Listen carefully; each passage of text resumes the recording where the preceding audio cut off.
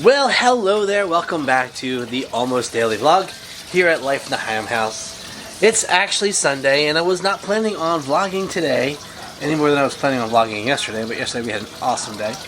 However, if you remember a couple weeks back, I shared just before Christmas that we were having problems with our washing machine, that it wasn't draining, and so we were diagnosing it and trying to get it fixed, and we thought we had it fixed, and then it stopped working, and then miraculously it started working again. Well, just last night it started making that same gurgling noise coming from the pump. So here's where I am today. We're draining out the washer because Amy was running a load and it stopped and it was full of water. So I got my wet vac. We're sucking water out of it, draining it down in the drain, and then we're going to replace the water pump because we think that's the problem. The diagnosis that I've been looking at, everything we've seen online in the manual, all says it's most likely the pump. And so today, I'm going to replace the pump on our LG washer. And I figured, well, since I'm doing it, I might as well set the camera up and record it and let you guys see it, and we get another vlog out of all of this. So, as soon as I get this all drained out, I'm not going to record all of that. What I'll do is I'll record me fixing it. But still a fair amount of water in there. I got to drain it all out, and then we'll set things up, and we'll get to replacing the pump. So, oh well, so much for a relaxing Sunday. Let's get it done.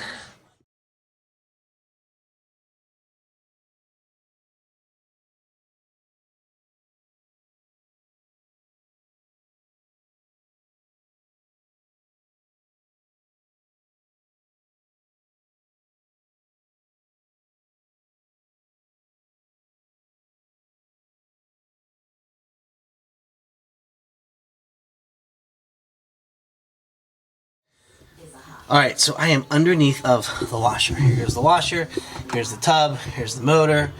We've got a rinse pump here. We've got the main drain pump here.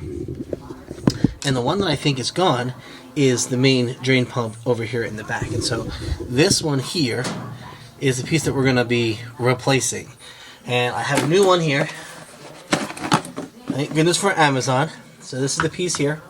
And this one looks a little bit bigger, and I'm thinking it's bigger because when I looked up the part from the manual, I actually went to the manufacturer. This is an LG, I believe.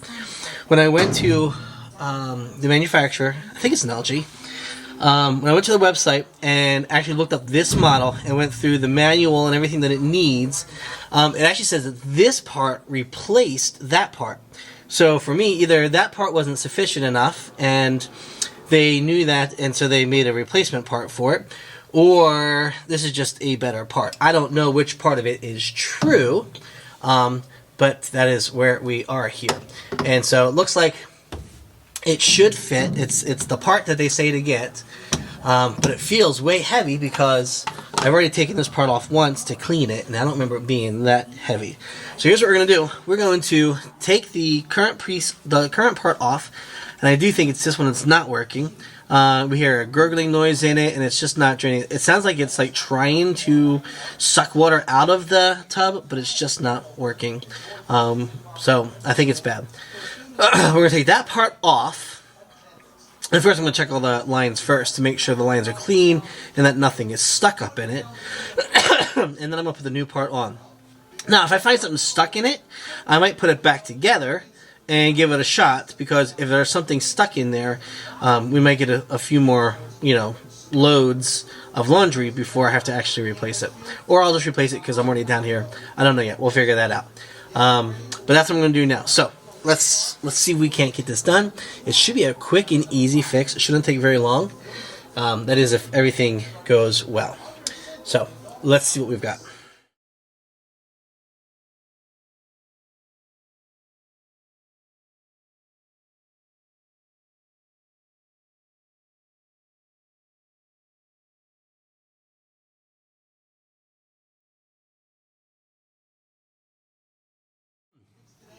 So the first thing I had to do is take off this hose.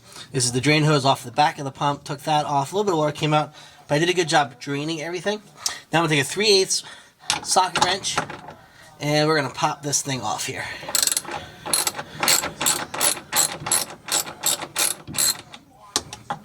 And there's four screws, or socket screws, whatever you call them.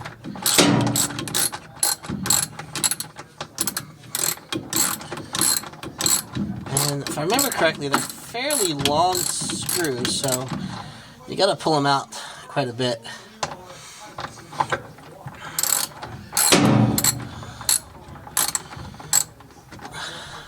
There we go. All right, there's one. Take this one the rest of the way off.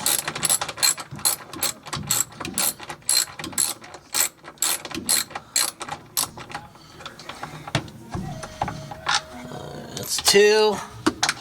I'm also using an extension piece to get up in there. I have a longer extension piece, but this one seems to be working just fine. I got maybe a 3-inch extension. This gives me a little more space here to spin the handle. You can see I'm hitting the piece here next to me. It's got a little ways to go still.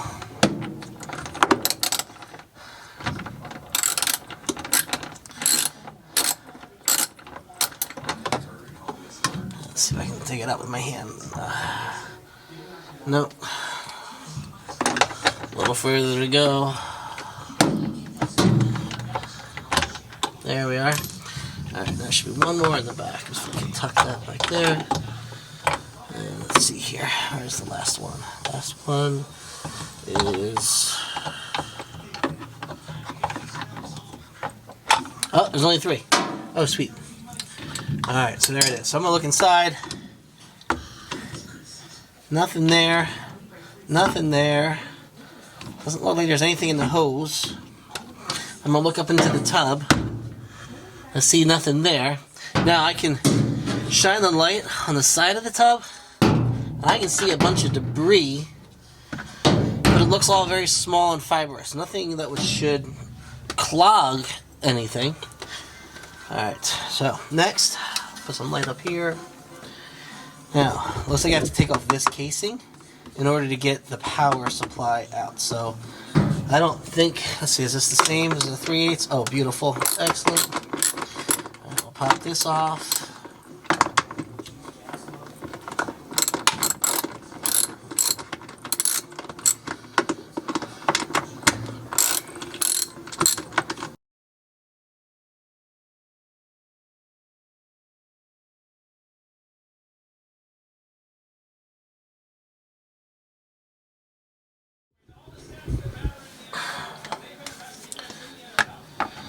Okay, so I got the black cover off. Looks like I should run the vacuum in here. And this is the piece that we need to snap off here. This is the power. And usually these have some type of a push and release type thing. Let's see if I can see. There we go.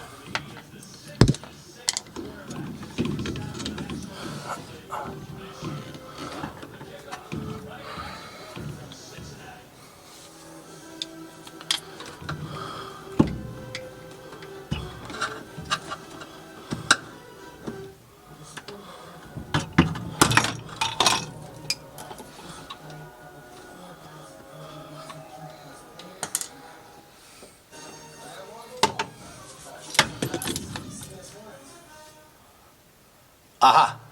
Okay, found the problem. If you look up in there, right here, there's the problem. I don't know if you can see into there.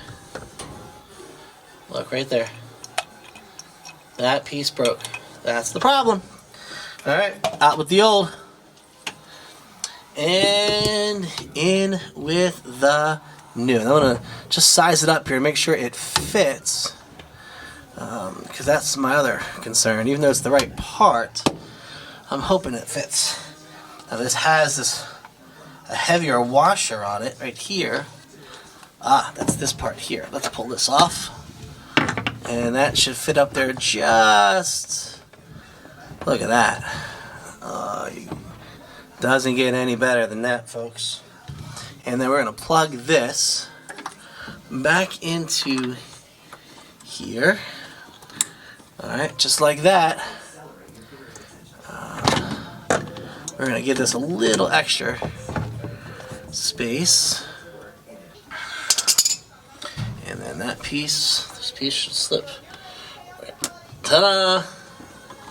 Alright, ladies and gentlemen, let's get this thing put back together. Alright, we're all back together. The black drive cover is back on. New pump is in place. And the hose has been reattached. So all that's left now is to sit her up and plug her in and see how we did. And fingers crossed, God, please let this thing work. This might buy us maybe another year or two before we have to replace a dryer. And I say that only because or washer. This is a washer. I say that only because we just had to replace our dryer. And I really don't want to replace the washer. So let's get this cleaned up. Let's get it sitting up. And let's get it running. And see how we did.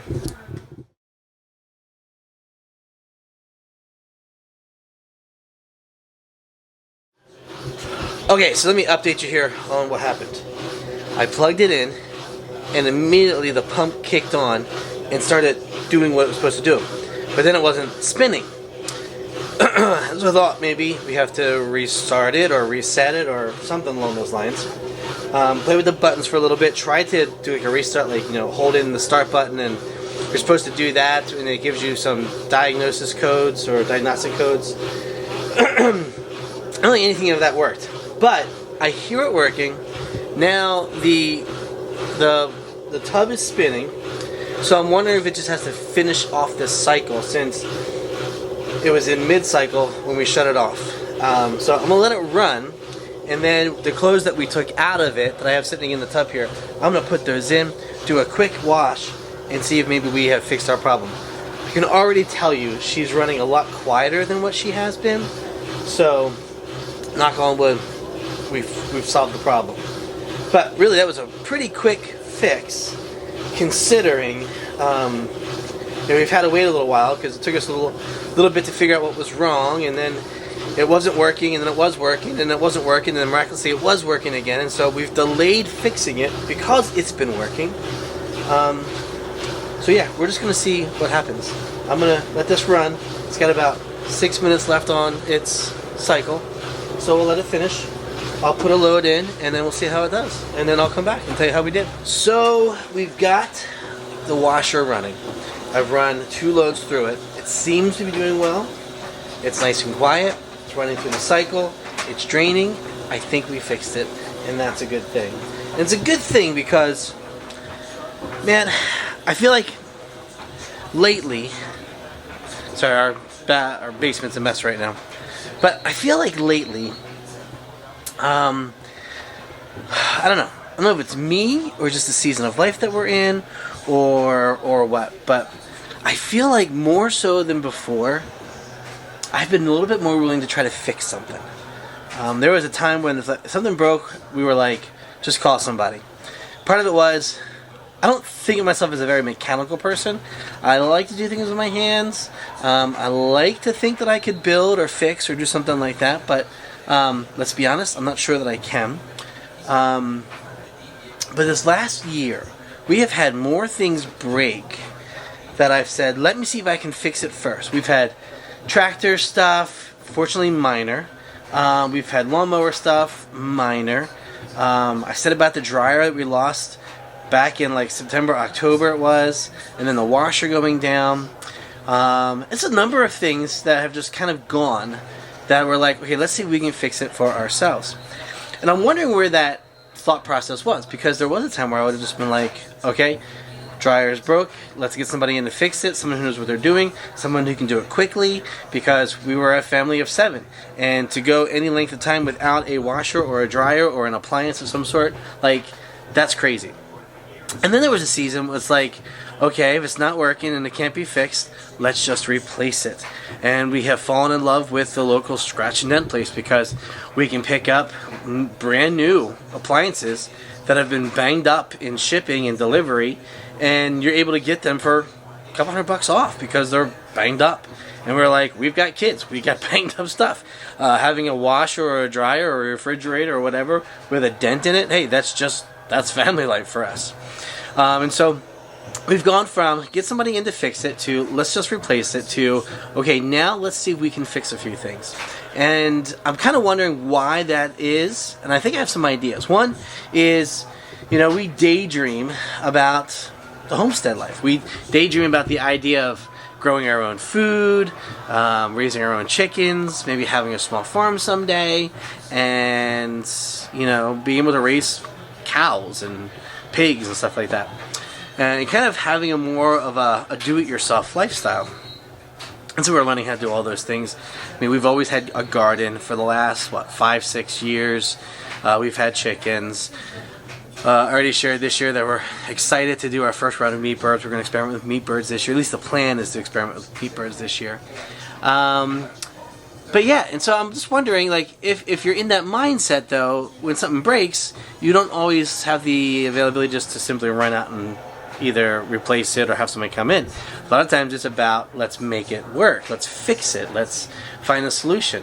I did this over the summer. We had a hose that burst, and so instead of replacing the hose, we went and got a hose repair kit and we repaired the hose, and now we've got the hose that works just fine, and I didn't have to go and drop $25, $30, $40 for a hose. I went and spent $5, got the repair kit, and we fixed it. So it's the same with these washers and dryers. The first dryer that went down, we tried to fix it.